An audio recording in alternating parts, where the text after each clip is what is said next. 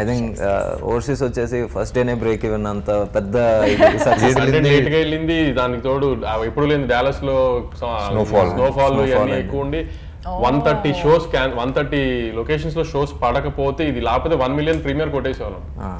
Just లో miss అయింది అది. పర్లేదండి అక్కడ ఫైర్ స్టామ్ ఆగుద్దో నాకు తెలియదు కానీ ఇక్కడ డాకు మహారాజ్ శాండ్ స్టామ్ మాత్రం ఎక్కడ ఆగదు. లేదు బాలకృష్ణ గారికి హోప్ఫుల్లీ ఫస్ట్ 2 million ఫిల్మ్ అవుతుంది గ్యారంటీ. 100% అవుతుంది. అసలు కేక్ వాక్ అని అనుకుంటున్నాం హోప్ఫుల్లీ. నేను యాజ్ అన్ ఆడియన్స్, నేను యాజ్ అ ఫ్యాన్ నేనైతే నేను వచ్చేసి డెఫినెట్గా నాకు అంటే హోప్ అని కాదు, క్లియర్గా నాకు ఏంటి ఒక చిన్న ఏమంటారు టచ్వుడ్ అవుద్దనే అనుకుంటున్నాను నేను. అదే నన్ను చూసారా మీ kind of multiplex audience Hyderabad multiplex were on fire actually నిన్నంతా. మీ అంటే ఇలా అనొచ్చో లేదు నాకు తెలియదు, బట్ వి యాజ్ డైరెక్టర్స్ ఏంటి వి ఆల్ మనందరం ఇంచుమించు అటు ఇటుగా సేమ్ ఏజ్ ఉంటాం కాబట్టి వి ఆల్ ఎన్వీ యూ. ఎందుకంటే అసలు మీరు చేసిన సినిమాలు you always work with dream heroes, ఆ dream heroes. And handling each one is different.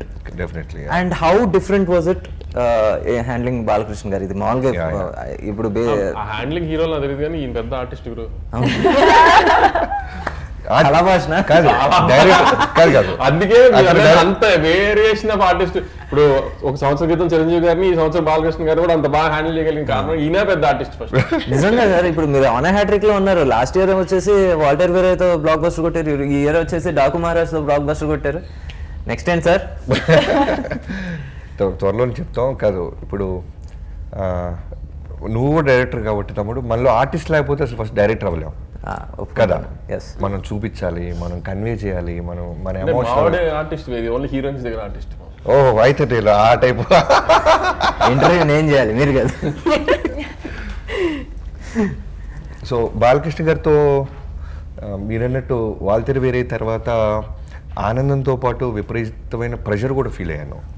ఎందుకంటే ఒక బ్లాక్ బస్టర్ తర్వాత ఎప్పుడైతే సితార నుంచి వంశీ గారు అనౌన్స్ చేశారు ప్రాజెక్ట్ని, బాలయ్య బాబు గారు అండ్ బాబీ అని, ఓ బజ్ క్రియేట్ అయింది. ఆ బజ్కి డైరెక్టర్గా ఒక కిక్ వస్తుంది, అలానే భయం కూడా వస్తుంది. ఆ బజ్ని సాటిస్ఫై చేయాలి, ఆ బజ్ని కాపాడుకోవాలి.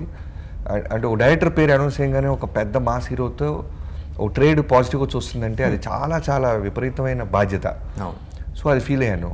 సో రైటింగ్ స్థాయి నుంచి చాలా అలర్ట్గా ఉన్నాం. నాకు చాలా గుడ్ రైటింగ్ టీమ్ ఉంది. చెప్పుకుంటూ పోతే స్క్రీన్ ప్లే చక్రవర్తి రెడ్డి అని, నాకు 15 years నుంచి మేము ఇద్దరు రైటర్స్గా జర్నీ స్టార్ట్ చేసాం. సో తను తర్వాత మోహన్ కృష్ణ గారు అండ్ వినీత్, ఈ రైటింగ్ టీం ఉండేది. అలానే డైలాగ్స్ నందు బాను అని, వాళ్ళు కూడా చాలా మాస్ డైలాగ్ని క్లాస్గా అడుగుతున్నాడు డైరెక్టరు అని వాళ్ళు కూడా త్రూ అవుట్ మాతో ట్రావెల్ అయ్యారు. ఈవెన్ రైటింగ్ టీంలో కూడా, అంటే స్క్రిప్ట్లో కూడా ట్రావెల్ అయ్యారు వాళ్ళు. సో ఇవన్నీ నేను వార్కి వెళ్ళడానికి ముందు ప్రిపేర్ అయిన గ్రౌండ్ వర్క్. రైటింగ్లో నాకు బాగా నచ్చింది ఏంటంటే ఎక్కడ మీకు అన్నెసరీ కామెడీ ట్రాక్లు ఎక్కడ ఉండవు. ఫస్ట్ హాఫ్ లో మీకు ఏదైతే కామెడీ ఆ కిడ్తో వర్కౌట్ అవుతుందో, లేకపోతే అక్కడ ఆ హౌస్ లో ఎవరెవరైతే ఉన్నారో వాళ్ళనే వాడుకున్నారు, అక్కడ వరకే కామెడీ ఉంటుంది.